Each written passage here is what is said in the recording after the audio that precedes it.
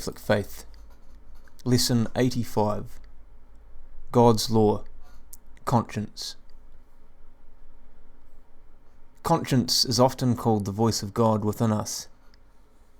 It bids us to do what is right and avoid what is wrong.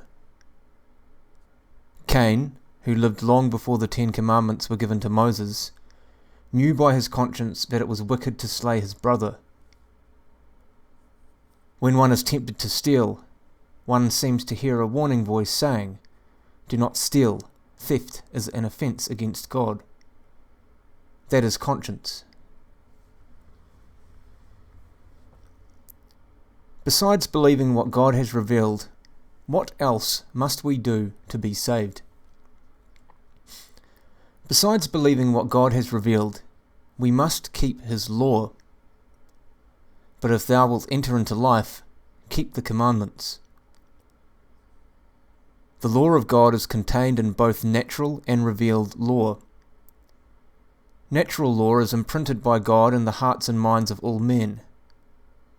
It teaches the most important rules of morality: homage due to God, treatment of others as we expect others to treat us, the evil of willful injury to oneself, the virtue of truth and honesty. Thus, natural law is a definite expression of God's will, requiring obedience. For example, a child, or a pagan, who has never heard of the 10 Commandments, feels guilty when he does something wrong.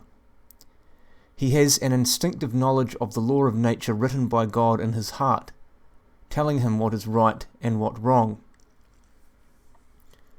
Besides the natural law, there is the revealed law, chiefly composed of the 10 Commandments and the 2 precepts of charity. The revealed law is only a repetition and amplification of the natural law.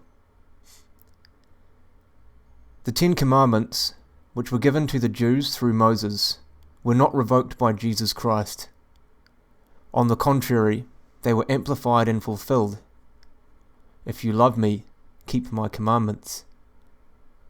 And by this we can be sure that we know Him, if we keep His commandments.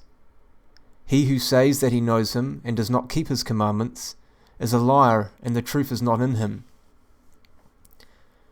God's law, that divine reason and will of God, is perceived by men through the light of the intellect, by the voice of their conscience. What is conscience? Conscience is that judgment by which we decide here and now what we should do as good or avoid as evil. Conscience is often called the voice of reason or voice of God, because it bids us to do right and avoid wrong. Cain, who lived a long time before Moses, knew that he had committed evil in slaying Abel. Even today, in pagan countries which have never heard of the commandments, men know right from wrong by their conscience. By it they know God Almighty. It bids them obey Him. The Gentiles, who have no law, do by nature what the law prescribes. They show the work of the law written in their hearts. Their conscience bears witness to them. If we always obey the dictates of our conscience, we shall never offend God. It arises from knowledge of the law, whether natural or revealed. Before any action, conscience speaks either in favour or against. After the action, according as we have followed or disregarded it, conscience fills us with peace or disquiet. If a person is tempted to steal, he seems to hear an inward voice saying, "Do not steal. You know it is wrong to steal." This inward voice is conscience. Conscience tells us that God is our lawgiver, our judge, reward, and avenger. When is conscience erroneous? Conscience is erroneous when we think that something right is wrong, or that something wrong is right. An erroneous conscience arises from ignorance or a faulty knowledge of the law. As long as a person who has an erroneous conscience knows no better, he is not responsible for the evil he may do by following it. For example, a child tells a lie in order to save his younger brother from punishment.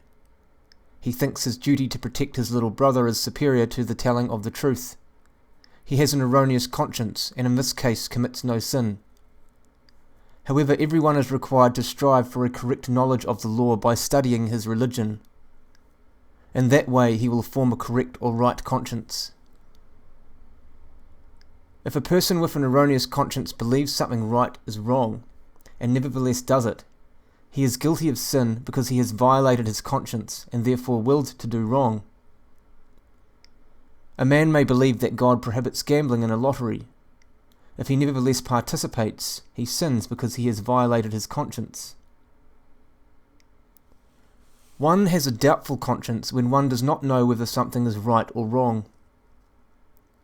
If one has a doubtful conscience, but yet must do something and cannot wait, he should say to himself that if he knew it was wrong, then he would not do it.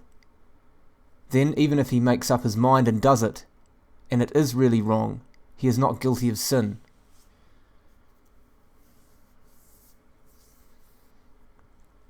What is a scrupulous conscience? A scrupulous conscience is a sick conscience that sees sin where there is none. A scrupulous person looks on temptations as sins. We must not encourage a scrupulous conscience. It is a mark of lack of confidence in the goodness of God. When a scrupulous person is tempted, he worries himself sick, believing he has committed sin, even when he has not yielded to the temptation one whit, even when he has actually abhorred it. An unscrupulous or lax conscience is the opposite of a scrupulous conscience. One with such a lax conscience convinces himself that man is too weak to resist sin, and so all sin is negligible. To err is human is his constant motto. A lax conscience is careless. It makes light of ordinary sins, and looks upon grave sins as negligible. After some time, a lax conscience increases in laxness until the person loses practically all sense of wrong.